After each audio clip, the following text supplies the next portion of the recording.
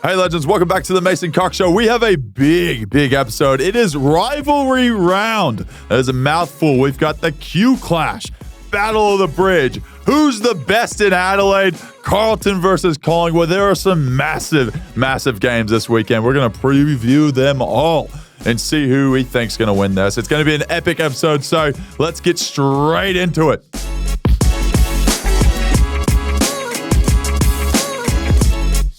All right, legends, big episode. It is, we're going to call it Rivalry Round this round. There is plenty happening. There is a lot of beef between all these teams playing this weekend, so we'll get straight into it. But Brayden, welcome to the podcast. Oh, thanks for having me, mate. So I can't... Collingwood Carlton, are they rivals? I'd say so. I'd say they've got a decent rivalry going. Probably go into the rivalry territory. Have you had some big games against Carlton? Have you had some kicked 4 or 5, 6, 7 goals? I actually haven't, to be honest. I feel like every time we play Carlton, it's a low-scoring affair. Yeah. Yeah. No team wants to lose. It's a really in and under, real physical contest. I think you were 1 apiece last year. Yeah, okay. 1 apiece. So who knows? There you go. Who knows? Both right up there again this year. Let's jump into the fixture because it starts Thursday night. Adelaide versus the Port of Adelaide. Now, this is going to be an absolute showdown, you could say.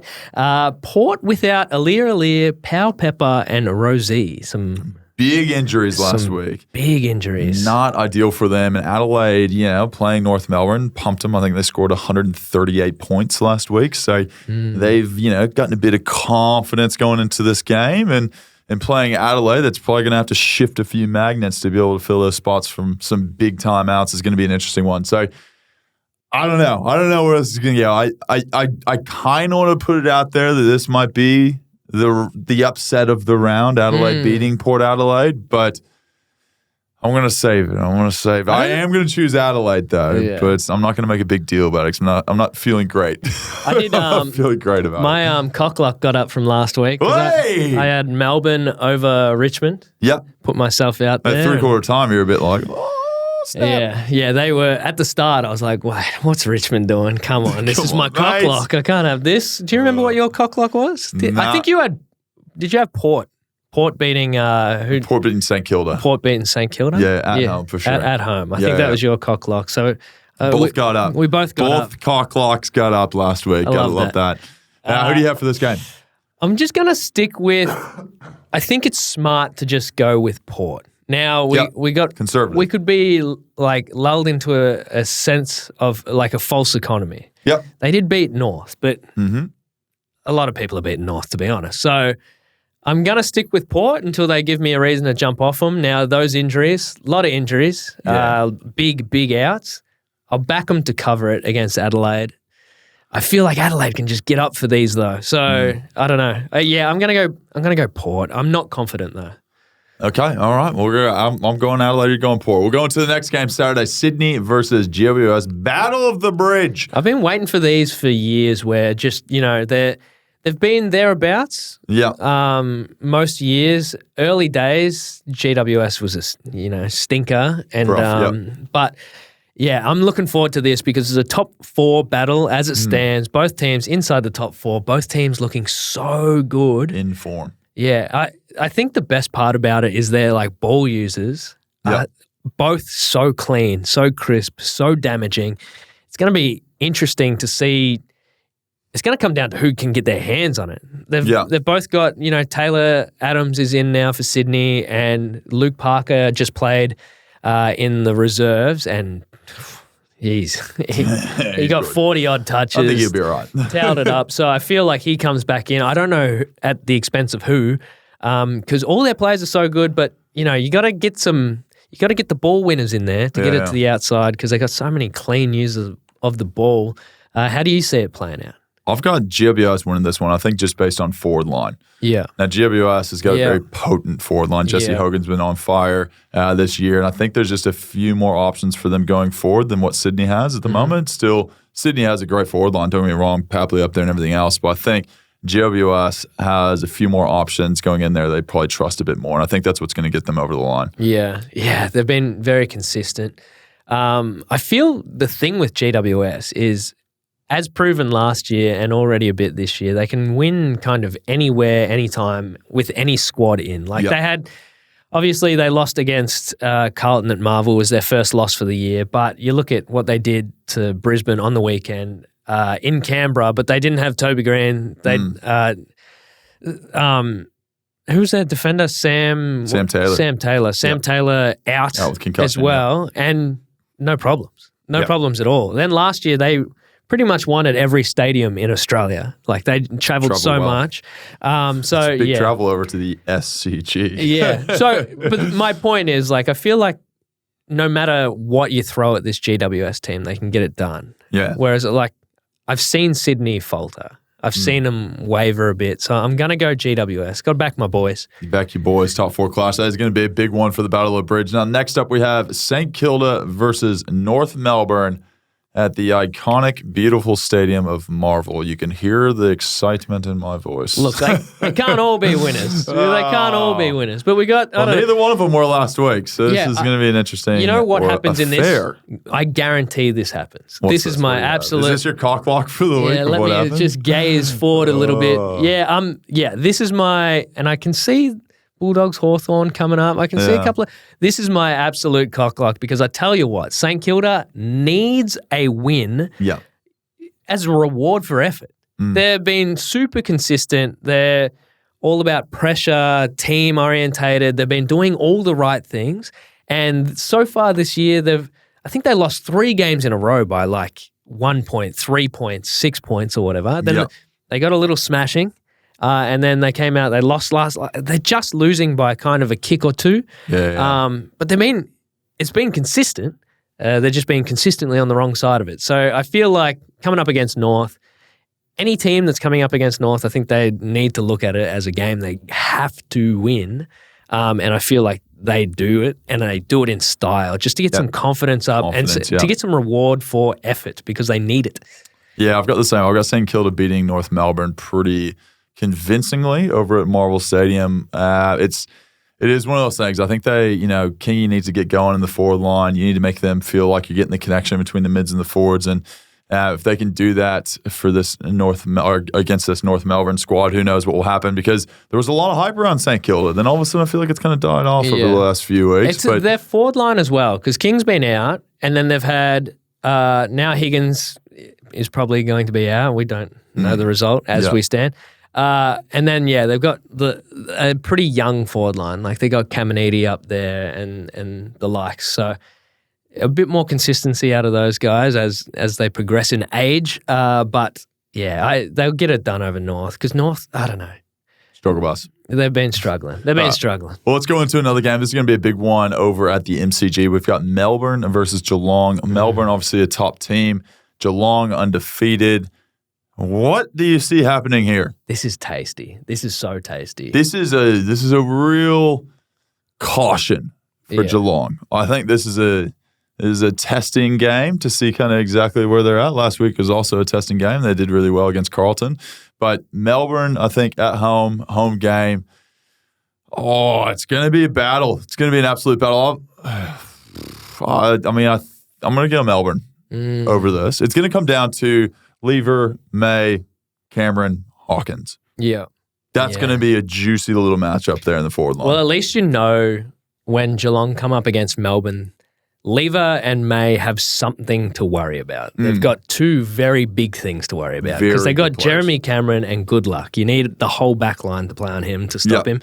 And Hawkins is just the man mountain. Been a bit quiet, but if that's a dry game, under lights, I don't know. It's going to be super exciting. Obviously, one of the games of the round, but I'm going to go with Geelong. I just feel like both teams, you do look at them and you feel like you see some holes that could be exploited, but teams just haven't been able to do it. So it must be really good, like game plan and structure. And then both teams are very mature and they have the experience out there to tell the younger guys where they need to be, what they need to be doing. And they just seem, they're both on that plane though. That's the interesting part where it's just like, I feel like they're both mature. They'll know when to go fast, know when to go slow, know what to do. It's just going to be, I hope it's a tight battle. I hope it's a tight battle. For sure it'll be. I've got I'm going to go Melbourne winning this game. And it's, like I said, it's going to come down to that battle on the Geelong's forward line, I think. And I think I'll have to Danger's out now. He's done his hamstring. I think the midfield of Melbourne will probably get up over Geelong. They're a good midfield. If they can keep that kind of territory and keep it in their front half and not allow the Geelong kind of forwards to get into the game, then they'll have a lot better chance of coming out with this win. So I've got Melbourne winning this game, Geelong not being undefeated after this round. I hope it's a tight one because on the other channel, we got West Coast Essendon at Optus Stadium. Optus. It could be interesting. Yeah. Now, West Coast have been showing up. They won 2 on the trot and then, had a bad quarter last week. So a bad quarter. Essendon, well, you know very much how good they are because you had the draw last week. So, yeah, it could be a very interesting game. We could also see a lot of teams now use, especially Victorian teams that don't have to travel that much, use it as a chance to galvanise and get the whole team together. They go over, like they're going into, a metaphorical battle against the West Coast Eagles. So, I don't know. This could be an interesting one. I still have to...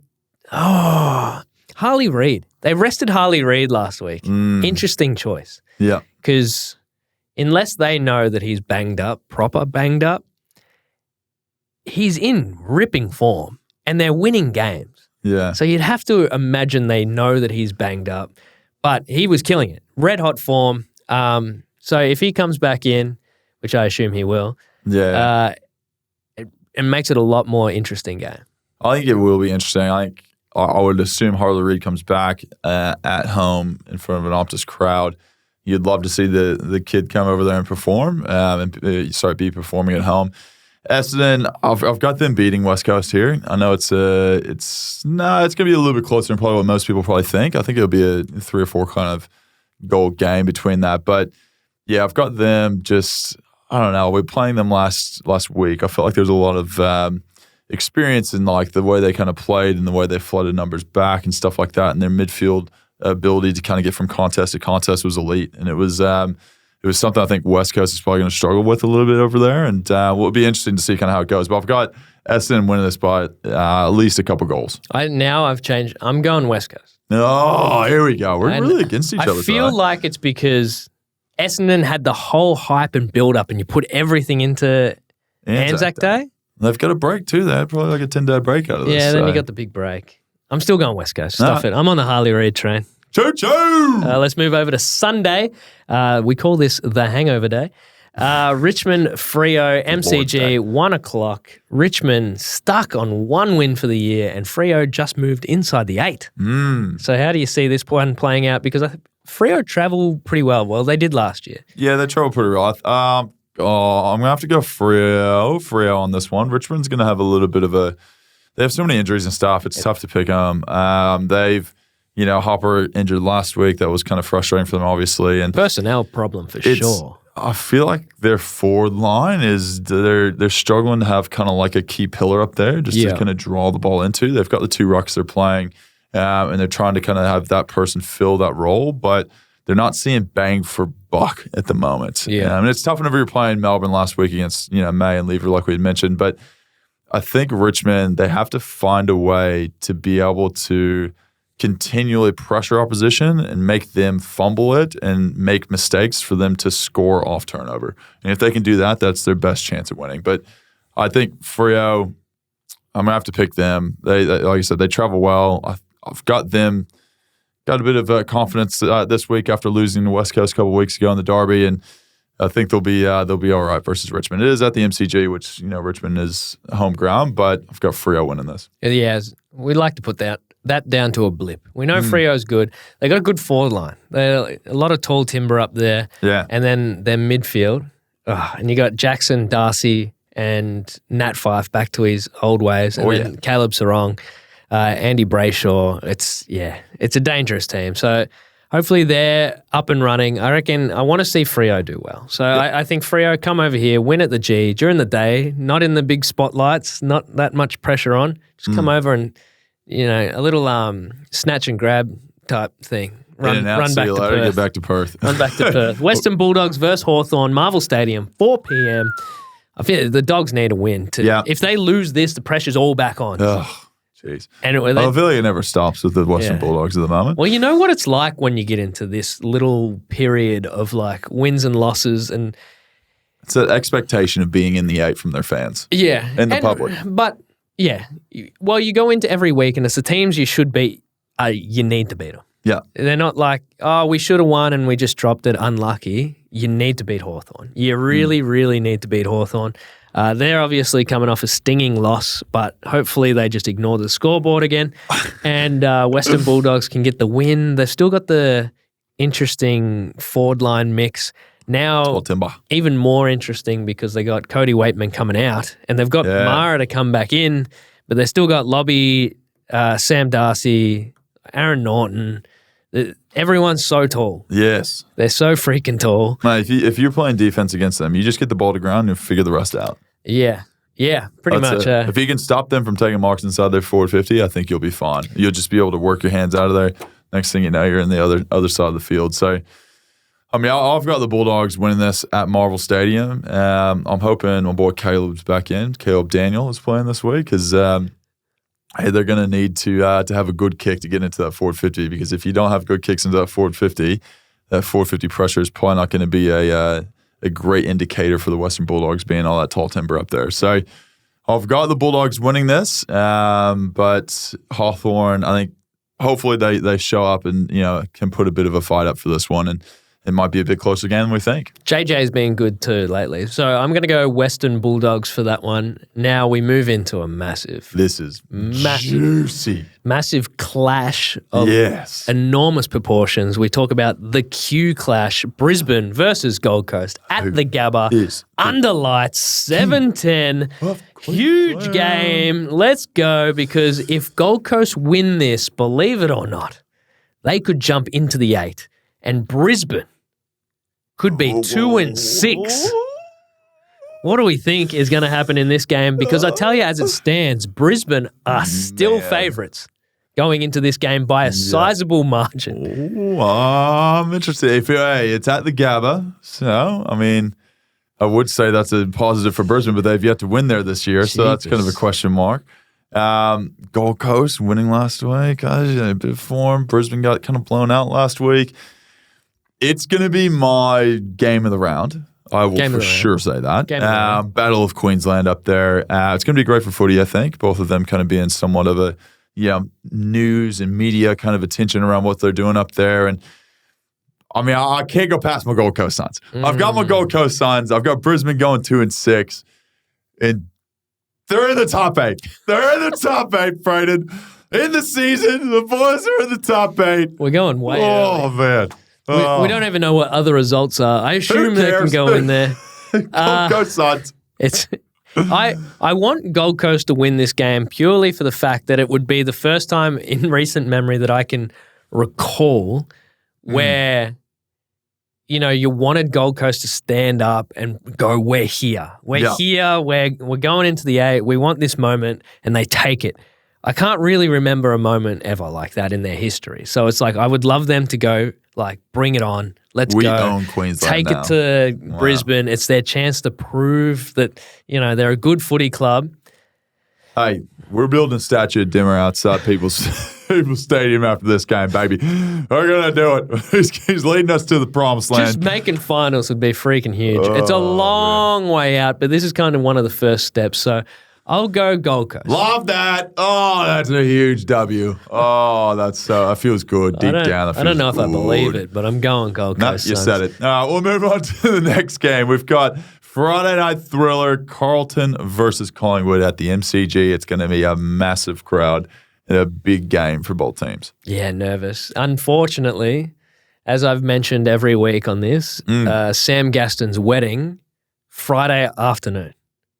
Wild. For a Carlton nuffy to be putting that on a Friday afternoon is insane. He'll probably be there for the game start too. So this bloke, he's a Carlton fan, and he's organised his wedding 5:30 Friday, the night of Carlton Collingwood. I don't know what he's doing, but I mean, I'm looking forward to it. It's going to be a great night that we will all cherish and remember forever. But Will his team win or will the Collingwood Football Club prevail? Massive one last time, if you remember. Yeah. Bit of a crazy game. Charlie bobbed up, kicked 6. 6. That's a lot of goals. That's a lot of goals. And Jeremy Howe was pushed forward and kicked 3. Yeah. And then everyone was asking if Howie's going to be the new forward, and it created a bit of a stir. But how do you see this game playing out? Because you're going to have to go up against the Frenchmen. And the Koning, the big boys. It's going to be an interesting one. Obviously, a massive crowd, Friday night thriller, big rivalry. I mean, this week is just full of rivalries, absolutely chock full of them. It's always an awesome game. Like, there's so much attention and stress and anxiety and excitement and everything, all the emotions that kind of go into this game from the supporters. And, obviously there's quite a bit of beef between Carlton and Collingwood. They always say you can have, like a really bad season, but as long as you beat Carlton, we're happy. I remember back in the days of whenever we weren't winning games, that was the one thing you always were told. So, it's going to be a massive game. If we're sitting there saying who we're going to pick, obviously you're going to pick Collingwood, being a Collingwood player. But it's going to be great. It's a great matchup in the middle. 2 very experienced teams, I feel like, with some of their midfielders. So, going to be going against each other with Patrick Cripps and Pendles and everyone else. And the big thing is Charlie and the other boy, McCann. Yeah, so if we can stop them from kicking 6 like Charlie did last time, that'll help us definitely. But there are 2 guys that are absolutely killing it in the forward line. Blake Acres going really well. Sam Walsh is going really well. Their team is firing on all cylinders at the moment. So it's going to be a massive challenge for us, and hopefully we can kind of stem the flow of what they're able to do and get the win over the weekend. Oh, it's going to be massive. When both teams are up and about, it's scary. They just got 100,000 members. Collingwood have been doing that for a bit, but it's good to see that. There, Brayden. Good to see they got there. Massive. Hopefully, I don't know. If you go back, kick a snag, give it to them on the mark. All the standard Mason Cox stuff. Coming off the long break, you feeling any different coming off a long break? Do you notice it?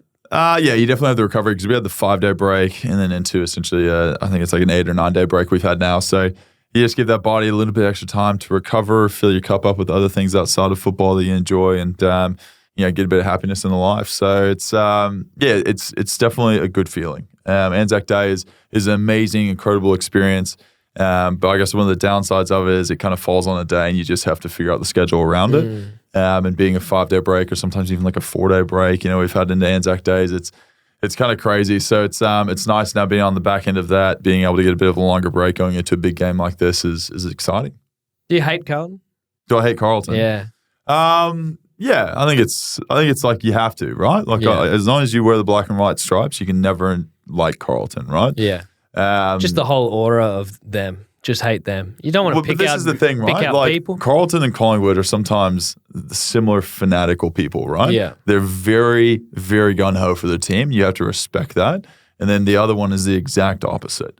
And, they're as far as who they support, right? Yeah. But they're very, very passionate about their supporting of their team. So I understand Carlton. I understand where they come from and why they are the way they are. And I think they understand the way that we are. But there's a very much that rivalry and hatred towards each other that kind of builds this whole thing as a massive game that's going to happen on Friday night. Yeah, I think it's less about the individuals that you hate on the team and more just, if my mate who's a Carlton supporter, if they get a win and he won't stop chirping me all week all year until you really get the next win. Yeah. It's painful. It's very, very painful.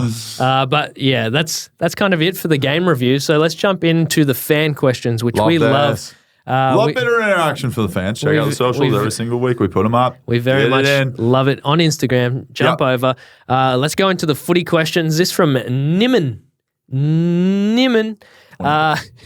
Who on field gives you the most lip? Who's that little chatter? There's not too many. There used to be a lot whenever I first started. Really? There was a lot of people who were like, get off here, you stupid Yankee, you dumb American, get fucked. Low-hanging fruit. There's a lot. Yeah, I mean, it was pretty easy. I was doing stupid shit like, throwing the ball and, just trying to knock people's heads off. I didn't really understand the rules either, which didn't help. But not too many people talk too much trash nowadays. I feel like people are somewhat whenever you're around for a decent amount of time, you kind of get to know people. So it's kind of like you're not necessarily mates, but like you respect each other a bit more. Yeah. But I'll say one team that does chirp quite a bit is Brisbane. Yeah. You got Zorko over there. Mitch Robinson was another one that was up there. They love a bit of chatter, And I think it's part of their whole kind of like trying to intimidate the opposition. But yeah, there's not too many that do it now. Zorko is probably one of the ones that comes to mind over the years, and I think everyone's pretty well aware of his tactics, you could say, of that. So that's probably the number one that comes to mind, I would say. Yeah, little fella down there. It's always the little fellas, and you just kind of look at him and you're like, come on, mate. Like, come on. Just a hair ruffle. What are you doing?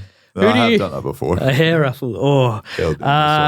Who do you think will succeed you from Itzy Muir? Like, in terms of ruck, one day you will be deceased to the football world. Okay, all right. And who's going to replace you? Who do you see that being?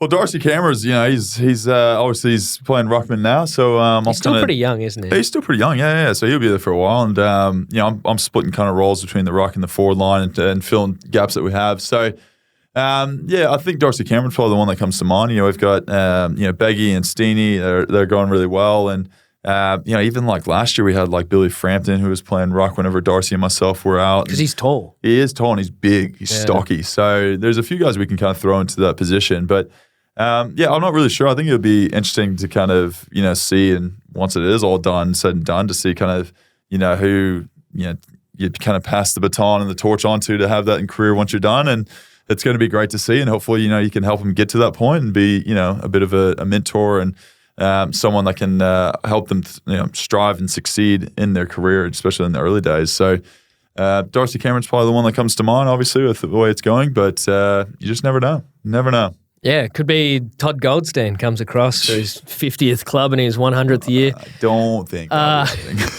What's the best part about Anzac Day footy? That's from Jay. Oh, man. I think some of the storytelling is really cool. I love the storytelling that you probably don't hear too much throughout the year. And then obviously whenever the day comes around, it's an incredible moment to be able to tell the war stories of people and people have fought for the freedoms we take for advantage of every single day. And it's pretty incredible. Like you just try to put yourself in those shoes, but you never fully can. And it is one of those things that brings you back to just how fortunate you are as a person whenever you do hear these stories. So that's kind of one of my favorite things about it. I think Australia does it really well, phenomenally well, paying respects to the Anzacs and people who have served. So I know America is big on it too. And it's amazing to kind of, and I know they would feel the love too, and it's amazing to be part of that day, and you feel extremely honored to be able to help bring attention to it by playing a football game, which is, very minuscule in the whole kind of grand scheme of things, but to be able to bring the media attention and everything else and be able to tell those stories on TV is one of the best parts of the day through footy. Yeah, it is nice. I always like hearing the stories. It's cool. It's wild. Yeah, I have this one from Josephine. How do you get paid? Match payments and salaries separate. How's it all work? I won't dive into the details of my contract because that is not public knowledge, although somehow the media tends to just release numbers that don't marry up with it. But that's okay. We all like to lie in the media, don't we?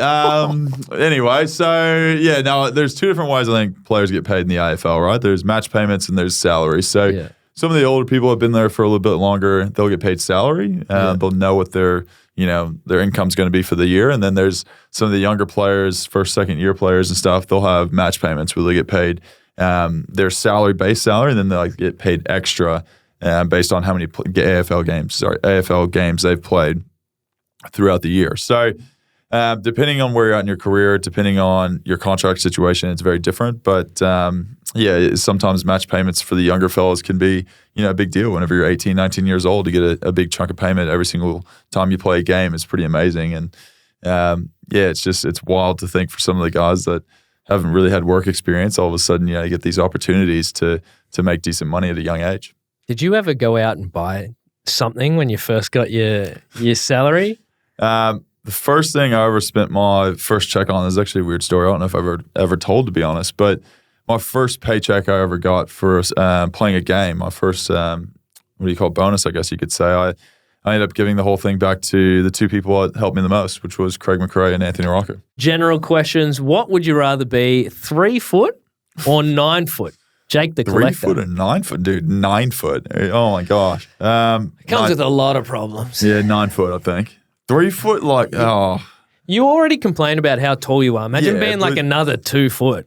Oh, it'd be absurd. I wouldn't leave the house. Yeah. I mean, I'd just be living in nature. I wouldn't have the ability to live in a house. Just a Sasquatch. Like, seriously, you would. But if you're 3 feet tall, I mean, like, you're just getting kicked everywhere you go. Well, I think there's a limit to like, you wouldn't play footy because it's like 7 course I foot, wouldn't be you're still playing. like mobile. Yeah. 9 foot, you're a freak. Yeah. You're like, I don't think you could move or run or like anything. 9 foot, you could play in the NBA, though, and you make a hell of a lot of money. Yeah, if you You know just what I have to mean? stand under the rim and catch it. Oh, I'd be elite. Yeah. The rim is literally under your arms if you stuck your hands up. Yeah. Yeah, you're not really earning stacks at 3 foot because what are you, chimney sweep or something? Something like that. No, so Okay. 9 foot. I'm going to go 9 foot. We want to jump into this because I put Yeah. it down as various because there's so many people that ask, but they want to know go. what's your review of the new Taylor Swift album?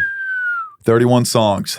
31 bangers. 31. 31 songs, yes. Oh my God. I haven't fully, so like what happens when these albums come out, right? You need a full day to dissect the full album. Yeah. Right? Because it's not just music. It's not just words on an album. It's a story. And like every song is a story of the ex-boyfriends, the new boyfriend, Kim Kardashian, all these things, right? And you have to really go down the rabbit hole. And I haven't done that yet. Yeah. I'm very kind of aware of a lot of the different things from this album of what's going on, but I haven't had that full day to sit down and dissect, song by song, what is going on. Yeah. And that's what I'm really looking forward to. Does So the- they're all really good. Like I really like the album. It's Yeah. good. But I need that moment. I feel like the Swifties out there understand you need that day just to fully go into that, that black hole of just sorting out what every sentence and every lyric is about. Just does it have a vibe? Is it a breakup one? Is it a new relationship? Is it like a whole thing? Is it like sad? Is it happy? Mix? I wouldn't say it's not like a pop album. Like really, it's I don't know the proper terminology to describe it. To be honest, She did one on Travis Kelce. Yeah, she did one. She did one with him, which is pretty cool to see that be. I don't think she's ever really done one about because her relationship's very public, right, with Travis, and she's never really been like that. So it's kind of cool to hear a song be made about something that's a very public entity, if that makes sense. What? So imagine this, right? This could send you just away with the fairies, but right. So Here we go. Taylor Swift is like, Yeah. Mason, I want to start dating you. Yeah. You have this awesome relationship, right? She brings out a new album and you hear a song about you Yeah. and it's her just saying how much she's in love with you. Yeah. What would it mean to you just listening to that song? How would you react? I would think it'd be kind of weird, to be honest. Because then you go and like, this goes into folklore of like, if it's a really good song that becomes very popular, like, Yeah. I'm going to hear this song for the rest of my life. Yeah. And then, It could be scary at the same time because there's a flip side. well, if you here's the other stuff side. it Yeah, up. exactly. Look at Adele, right? Adele's like albums, right? She goes through a breakup. She writes a fire album every single time she goes through a breakup. And it's like iconically, done for the rest of life. So if you're the guy that she broke up with, you're like, well, the whole Rolling in the Deep album, like, you're welcome. Yeah, true. So, yeah, I mean, look, what I got out of that is Taylor Swift's interested in, yes, I will date you whenever I feel you like finish if up you with were in the Travis, is what I got. If you're in the car listening to her album for the first time and your song came on, Do you would you get the ascend. tick of approval first from the person, or feel like, like do the you just car gotta would just- leave it? you were in the car, you just take off and fly off into the clouds. Oh my gosh. But that's a good question. Are you love still it, Swifties. listening? This one, I can't really read out the name there, but thoughts on Starbucks? Starbucks. Now, Starbucks is an iconic coffee brand back in the U.S. Very much Different here? It's the same, so it's all over. So you see it in every major city, I've pretty much. seen it, but like taste and all that stuff. You put yeah, but it's like you it guys have is frappes and the cream. It's sugar. It's Yeah. sugar with coffee. Yeah. right. And it's a crime in Melbourne because Melbourne's got the best coffee in the world to go to a monopolized kind of place that you can get anywhere in the world. Yeah, It's not right. It's just it's a terrible. And I have like Americans that come over here and they're addicted to Starbucks in the U.S. And they come here and they're like, oh, I've got to go get my Starbucks coffee in the morning. And I'm like, there are a million different options that are way better than that here in Melbourne. You can't do that. That's like this absolute sin. But then in America, they don't have all these different things of, whenever you order a coffee, it's a very different order because they do like they don't do like the cold drips and stuff. They just have like black coffee, right? Yeah. And their sizes are like bucket and fucking bucket, bathtub Route and 44 bathtub, ocean. It is very different, but I love the Melbourne coffee way better than Starbucks. If you want something that's super sugary and sweet and everything else, Starbucks is probably your go-to in the US, and a lot of Americans love that. So it is a monopoly that's killed it over there. And you get the whipped cream and everything else on top, stuff you will not see at a Melbourne coffee store or shop. No, that's a good one. Now, we all know that you went and saw Tones and I and Live Golf. What were the highlights of both? Live Golf was epic. Australians won, which was awesome. Their team won and beat out the South Africans in like a playoff hole, which was insane. So like the build up, and there was like 100,000 people that had gone through over the weekend. South Australia put on an absolute show for it. 18 holes, obviously, being golf, and they had the 12th hole was the party hole, which is like a par 3. So you can essentially get a hole in one maybe, and everyone's losing their mind. And you got Fishers 2 and shoeies, and people were throwing shoes left, right, and center, and drinking drinks. It was just insanity. And I did rummage down there and spend about 15 minutes down there at the little party area. I was absolutely sober, so it was a very interesting experience for me. But said hi to everyone, whatnot. And then, we went out, and Tones and I was performing on Friday night, which was awesome. She's an incredible artist, obviously a Melbourne local and someone that we all kind of, I guess, she's an amazing role model for the girls out there, and she's an incredible human being. Absolutely love her, and it was great to see her performing over there. It was awesome. Fisher was the second day. He was amazing. I've got to go up backstage with them, and it was just it's a wild scenario of just seeing like that iconic photo of like the DJ in the foreground, and like tens of thousands of people just like fully scattered, and they're all in the palm of this guy's hand. It is just insanity. It'd be a good feeling. So cool, man. So cool. And he's a legend. So it was awesome, and I had a great time. Met a lot of Live people over last year in Miami, and got to catch up with them. And they're just really good people, and you get to, I think good things happen to good people, and you get to hang out with them and just catch up with what's going on in their life, and people get married and everything else. And it's, it was awesome. It was a great time. I loved it. I definitely will be back. And well done, Adelaide. Well done, Adelaide, for hosting an amazing event. I will say that. I think Adelaide are killing it. They're going really well, man. Like between that and the Gather Round over the last 2 or 3 years, Peter. I think it's Peter. Their premier is he's loved by all the locals. I feel like as of recent. They've got the wine over there too, which you can't go past the wine. Now let's jump into dating. This one from Fighting Chickens. How far in the relationship do you let them know you're not exclusive and you're actually part of the Goggle Gang? Not exclusive and part of the Goggle Gang. Wow. I would say if you're going to tell someone if you're going to tell them you're not exclusive, do it as soon as possible. Yeah. Be forthright with these things. Tell them from the beginning. And I feel like just let everyone know you're in the Goggle Gang. Yeah, I mean it's a pretty elite gang. So and I think it's always best to be upfront with people and let them know your intentions before, because the longer it goes, the more awkward that conversation is whenever you're not on the same page. Yeah. And it's just it's a tough thing to break someone's heart who thought it was more than what it was and stuff like that. I think it's just best to be open and honest. Good call. That's a good call. Are you more likely to date someone that has no idea about football or someone that likes football? No idea. No idea about football is my preference, I think. It's kind of like if you kind of dated someone you worked with. It'd be kind of weird. It'd be like dating one of your coaches. Yeah. And you get home and they're lecturing you about hardball gits. It's very odd. Oh, I watched the game. What was this hit out? And they got tape. You want someone to be supportive of your career, right? But you don't want them to be obsessed about your career. Yeah. That's weird. Like, for someone to sit there and like be a Collingwood nuffy and I couldn't do it. So I'm going to say someone who probably doesn't really know a lot about football is probably my preference. Yeah, that's fair. Because, if they're dating you and they're the Collingwood nuffies, you question whether they're dating you or you're dating the player. They're just trying to get to Nick Dacos. He's going to miss us, unfortunately. What's Nick like? What's good guy? Good guy? Yeah.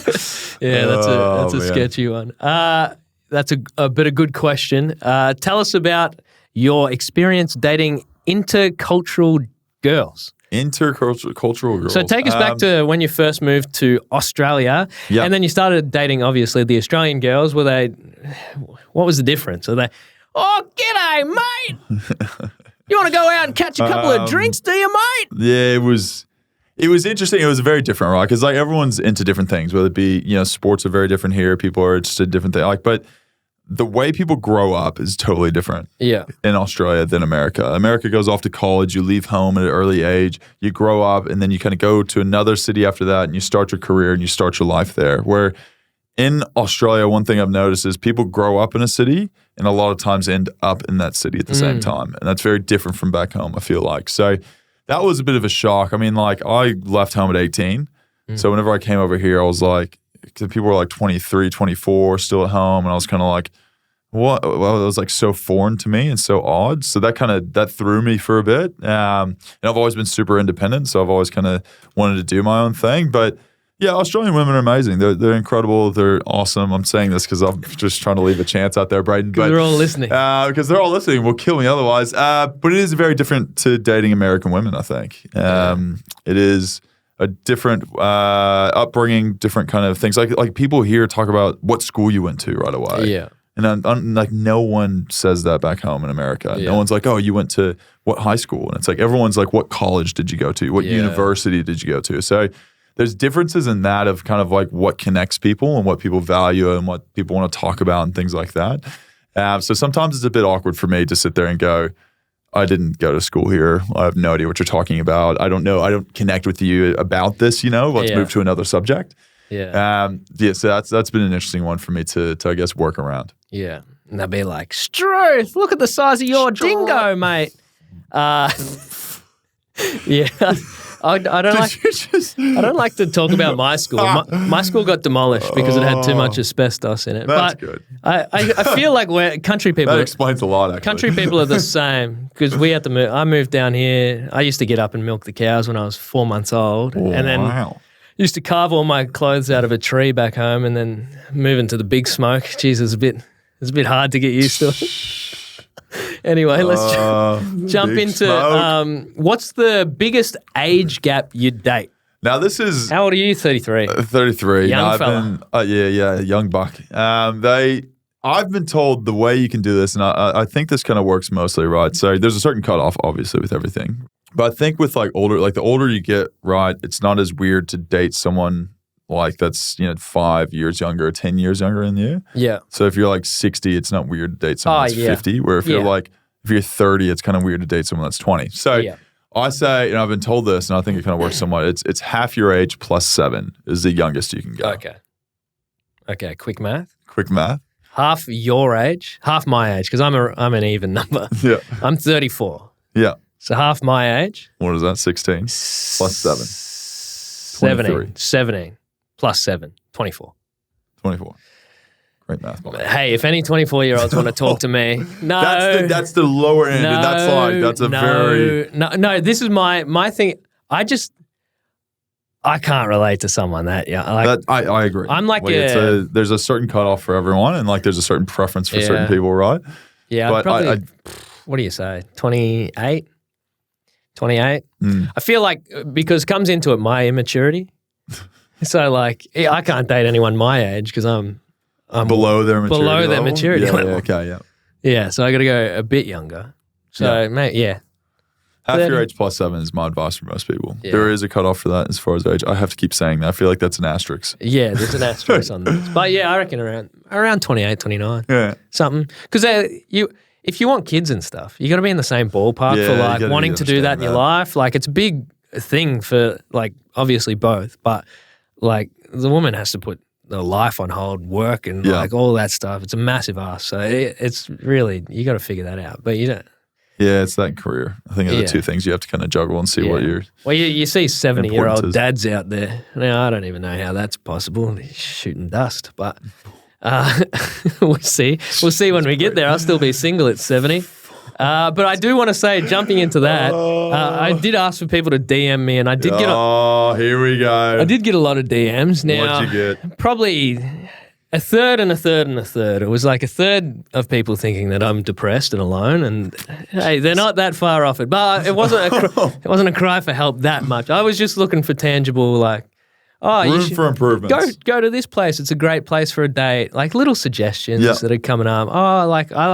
Someone was like, I like a guy that wears like these jeans and like this shit, like real, like tangible shit that I can go and just buy that. Yeah. That I like that.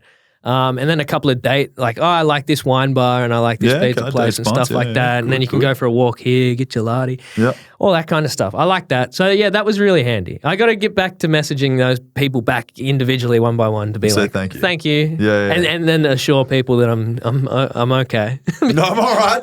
There's a lot of you don't answer for a long time, Brayden, man. There's a bit of concern out there, but I'm all right. And I do appreciate your feedback because it did come, and then most people started.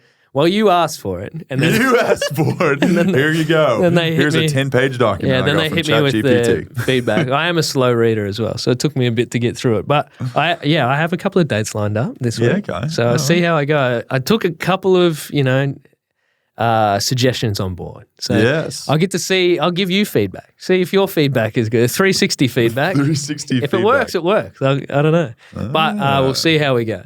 Okay. I'm excited to hear the update next week of how it goes. Yeah, I'm excited. You sound nervous more than anything, to be honest with you. No, we'll get there. Oh, man. All right. Well, that is it for this episode. Everyone, thank you, as always, so much for putting your questions in. We always have good fun answering to the community that's out there. Thank you so much for being a part of it. Look out on the Instagram on Monday afternoons. We put out these questions, and we want to get your feedback so you can get your input on the show. But thank you so much. It is rivalry round. That's a mouthful. Rawr. Rivalry round.